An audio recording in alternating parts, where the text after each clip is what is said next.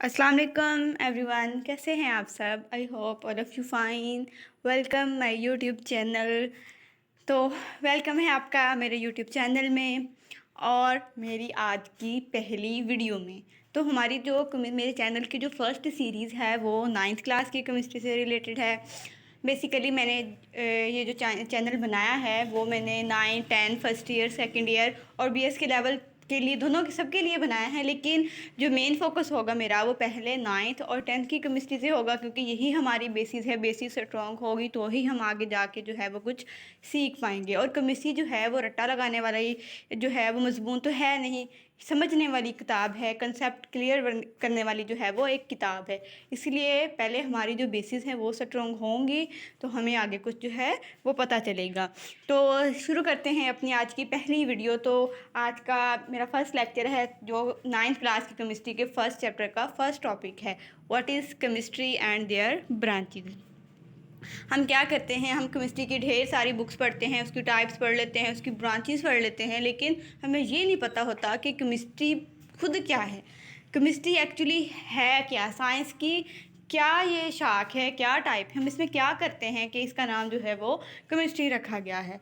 तो सबसे पहले हम पढ़ते हैं केमिस्ट्री। तो जिसको नहीं पता केमिस्ट्री क्या चीज़ है तो आज उसको पता चल जाएगा और आज के बाद उसको कभी नहीं भूलेगा कि केमिस्ट्री है क्या। केमिस्ट्री क्या है, एक सिंपल अल्फाज में अगर हम कहें, केमिस्ट्री स्टडी ऑफ मैटर है।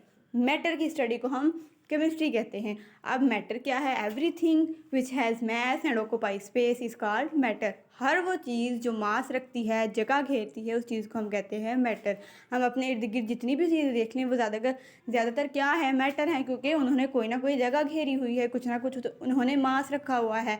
जैसे कि हम अगर रूम की बात करें तो उसमें चेयर्स पड़ी हैं, बेड पड़ा है, फ्रिज पड़ी है, कोई भी चीज़ है, हमारे घर में कार है, जो भी चीज़ है, क्या क्या हुआ है, उन्होंने जगह घेरी हुई है और उनका कुछ ना कुछ मास है। तो वो सारी क्या चीज़ें हैं, वो मैटर हैं।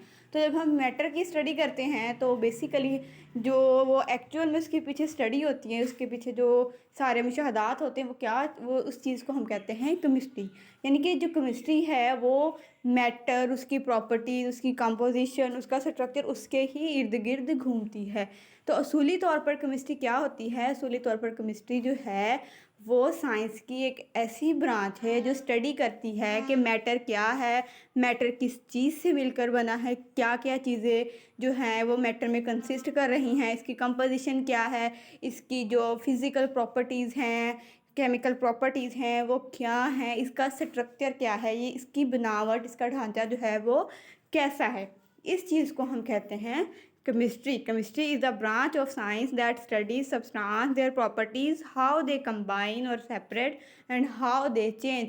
यानी मैटर एक हालत से दूसरी हालत में कैसे चेंज होता है, वो कैसे जो है वो सेपरेट होता है। तो ये सारी जो स्टडी होती है वो हम किस में करते हैं, केमिस्ट्री में करते हैं। तो मैटर की स्टडी को हम कहते हैं केमिस्ट्री। किस तरह से जो है वो सारी चीज़ें आपस में इंटरेक्ट कर रही हैं, क्या क्या प्रोसेस हैपन हो रहा है, जो भी चीज़ें वो सारी क्या आ जाती है हमारी chemistry. Chemistry is the science of matter and change. यानी कि कोई भी सब्सटेंस है वो किस तरह से जो है वो चेंज हो रहा है, उस सब्सटेंस का जो है वो बनावट कैसी है, उसकी कंपोजिशन क्या है, उसकी प्रॉपर्टीज़ क्या है, वो सारी चीज़ें हम क्या करते हैं, केमिस्ट्री में स्टडी करते हैं। फॉर एग्जांपल कि अगर हमारे पास एक वाटर का मॉलिक्यूल है तो हम क्या करते हैं, जब उसकी हम स्टडी करेंगे तो ये स्टडी किस में आएगी, केमिस्ट्री में आएगी। क्योंकि अब अगर हम वाटर का मॉलिक्यूल देखें तो अगर हम उसके स्ट्रक्चर की बात करें तो क्या होता है कि वाटर में दो हमारे पास जो है हाइड्रोजन होते हैं और एक हमारा जो है वो ऑक्सीजन होता है। यानी कि उसके फार्मूले से हमें उसकी बनावट का पता चल रहा है।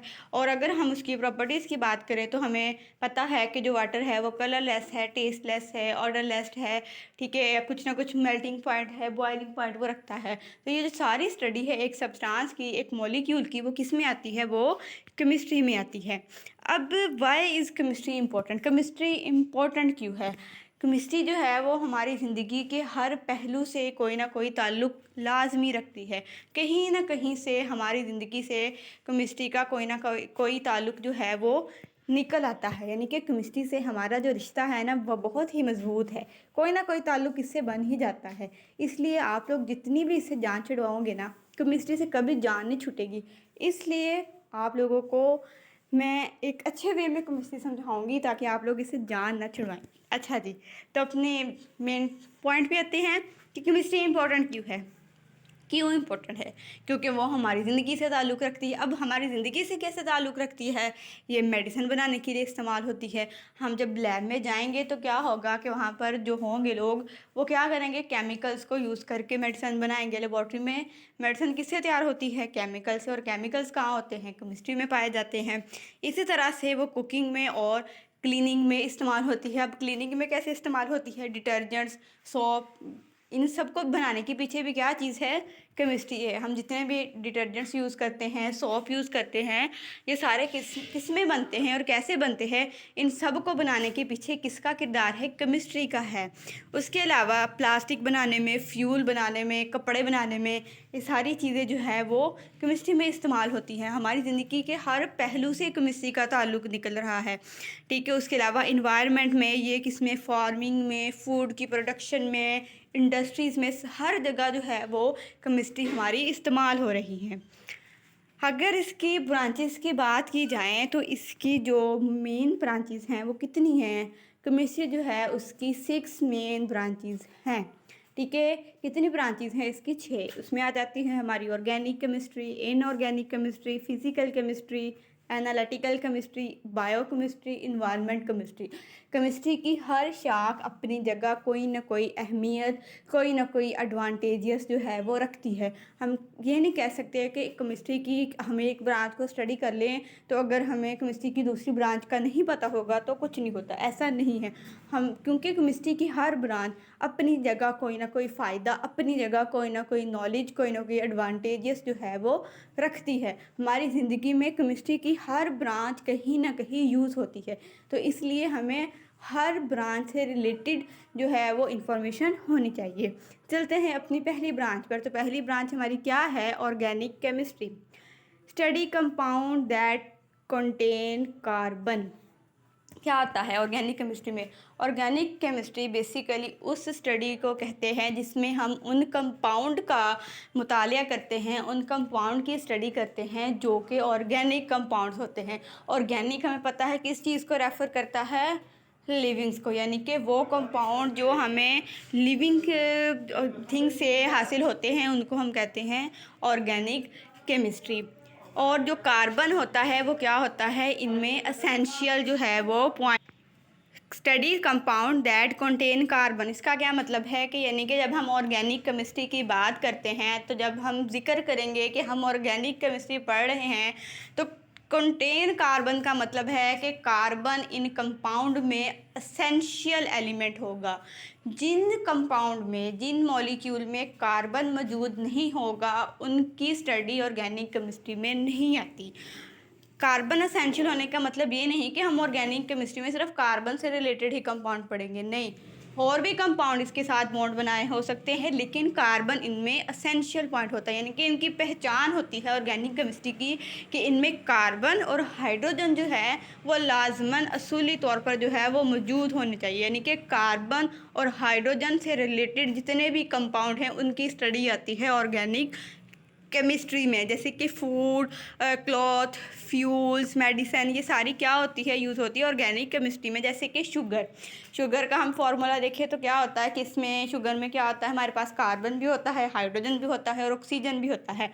ऑर्गेनिक कंपाउंड की स्टडी के लिए जो हमारे पास शर्त है वो क्या है कि कार्बन और हाइड्रोजन से रिलेटेड कंपाउंड होने चाहिए। तो शुगर में कार्बन भी आ रहा है, हाइड्रोजन भी आ रहा है, तो इसकी स्टडी भी किस में आती है? ऑर्गेनिक केमिस्ट्री में। इसी तरह से गैसोलीन है, प्लास्टिक है, अल्कोहल है, तो ये सारे कंपाउंड जो हैं ये ऑर्गेनिक कंपाउंड है और इनको क्या किया जाता है? ऑर्गेनिक केमिस्ट्री में स्टडी किया जाता है। मूव करते हैं अपनी नेक्स्ट ब्रांच पे। तो नेक्स्ट हमारी ब्रांच है इनऑर्गेनिक केमिस्ट्री।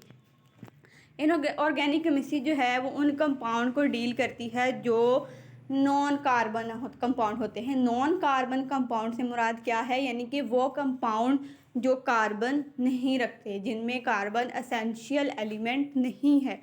जितने भी कंपाउंड है, जो जितने भी दुनिया में कंपाउंड है ना जो कार्बन और हाइड्रोजन को नहीं रखते, वो सारे के सारे किस में आते हैं? इनऑर्गेनिक केमिस्ट्री में। जैसे कि table salt, iron, water rocks, minerals, metal, इन सब की स्टडी जो है वो इनऑर्गेनिक केमिस्ट्री में की जाती है, क्योंकि इन जो हमारे जितने भी ये सारे मेटल्स हैं, हमारा टेबल साल्ट हैं, मिनरल्स हैं, इनमें कार्बन और हाइड्रोजन जो है वो मौजूद नहीं होते। मूव करते हैं नेक्स्ट हमारी जो है फिज़िकल केमिस्ट्री। अब फिज़िकल केमिस्ट्री क्या है? ये केमिस्ट्री और फिज़िक्स का एक कॉम्बिनेशन है। ये थोड़ी कॉम्प्लेक्स होती है क्योंकि इसमें थोड़ा सा फिज़िक्स से रिलेटेड चीज़ें आ जाती हैं, केमिस्ट्री भी होती है और फिज़िक्स भी थोड़ी सी आ जाती है। तो ये कॉम्बिनेशन होता है फिज़िक्स और केमिस्ट्री का। Study how substance behave physically and chemically. Basically जो फिज़िकल केमिस्ट्री है ना, वो डिस्क्राइब करती है कंपोजिशन और फिज़िकल प्रॉपर्टीज़ के रिलेशनशिप को। मतलब कि किस तरह किसी भी सब्सटेंस की कंपोजिशन को चेंज करने से उसकी फ़िज़िकल प्रॉपर्टीज़ पे कितना असर पड़ता है और क्या असर पड़ता है, ये सारा जो है वो हम जो देखते हैं वो हम फिज़िकल केमिस्ट्री में देखते हैं कि एक सब्सटेंस है, अगर उसकी हम कोई भी कंपोजिशन चेंज कर रहे हैं तो उसकी फ़िज़िकल प्रॉपर्टीज़ पे क्या असर पड़ता है। जैसे कि अब वाटर का मॉलिक्यूल है, अगर हम देखें तो उसका मेल्टिंग पॉइंट कितना होता है 1 डिग्री सेंटीग्रेड। इसी तरह से अगर हम पेरोक्साइड देखें, वाटर का मॉलिक्यूल क्या है H2O, लेकिन पेरोक्साइड का क्या हुआ H2O, यानी कि एक ऑक्सीजन का इजाफा हो गया और एक ऑक्सीजन के इजाफे से उसकी कंपोजिशन चेंज होने से अब फिज़िकल प्रॉपर्टीज़ पे क्या असर पड़ रहा है कि जहाँ वाटर का 1 डिग्री सेंटीग्रेड था वहाँ पेरोक्साइड का कितना होता है 15 डिग्री सेंटीग्रेड। इस तरह की ये जो चीज़ें हैं कि सब्सटेंस जो है वो फिज़िकली केमिकली किस तरह से बिहेव कर रहा है, ये सारा हम देखते हैं फिज़िकल केमिस्ट्री में। नेक्स्ट मूव करते हैं एनालिटिकल केमिस्ट्री। एनालिटिकल केमिस्ट्री क्या होती है, ये क्या करती है, ये हमें बताती है, ये डिस्क्राइब करती है कि कोई भी अगर सब्सटेंस है वो कितना उसका जो पार्ट है वो प्रेजेंट है, वो मतलब कि बेसिकली अगर हम मुख्तसर अल्फाज में बताएं कि एनालिटिकल केमिस्ट्री क्या है, तो एनालिटिकल केमिस्ट्री एक तज्ज़िया का नाम है। हम इसमें क्या करते हैं, तज्ज़िया करते हैं, एक्सपेरिमेंट करते हैं, टेस्ट करते हैं, चेकिंग करते हैं। किस तरह से करते हैं, कोई भी हमारे पास कोई चीज़ है, हम उसकी क्वालिटी कंट्रोल को चेक करते हैं, उसकी क्वांटिटी को चेक करते हैं, उसकी पीएच को चेक करते हैं। जितनी भी चेकिंग वाली तज्ज़िये वाली चीज़ें हैं ना, वो एनालिटिकल केमिस्ट्री में आती है। यानी कि एनालिटिकली केमिस्ट्री तज्ज़िया का नाम है। हम इसमें क्या करते हैं, अपना प्रैक्टिकली काम करते हैं कि कोई भी हमारे पास सब्सटेंस है, हम उसकी क्वालिटी को चेक करते हैं, हम उसकी जो है वो क्वांटिटी को चेक करते हैं, उसकी पीएच को चेक करते हैं। जैसे कि ब्लड टेस्टिंग हो गया हमारा, यूरिन टेस्टिंग हो गया, हमने ब्लड का सैंपल लिया उसका टेस्ट किया, यूरिन का सैंपल लिया उसका टेस्ट किया हमने, ठीक है। हमने फूड की चेकिंग की कि फूड में कौन कौन से जो इंग्रेडिएंट्स है वो प्रेजेंट है और कौन से इंग्रेडिएंट्स जो है वो प्रेजेंट नहीं है। यानी कि चेकिंग का जो काम होता है ना, वो हमारा होता है एनालिटिकल केमिस्ट्री में। इस तरह से ये हमारी जो है वो केमिस्ट्री की ब्रांचेस है। हर ब्रांचेस आपने देखी हैं कि अपनी जगह वो अहमियत रखनी है, अपनी जगह वो एडवांटेजेस रखती है। ऑर्गेनिक केमिस्ट्री की अपनी अहमियत है, एना की अपनी अहमियत है, इनऑर्गेनिक की अपनी अहमियत है। तो आई होप आपको आज के लेक्चर की अच्छे से समझ आई होगी। वीडियो अच्छी लगी है तो लाइक करें, शेयर करें, सब्सक्राइब करें और बेल आइकन को प्रेस करें। मिलते हैं अपनी नेक्स्ट वीडियो में, तब तक के लिए अल्लाह हाफिज़।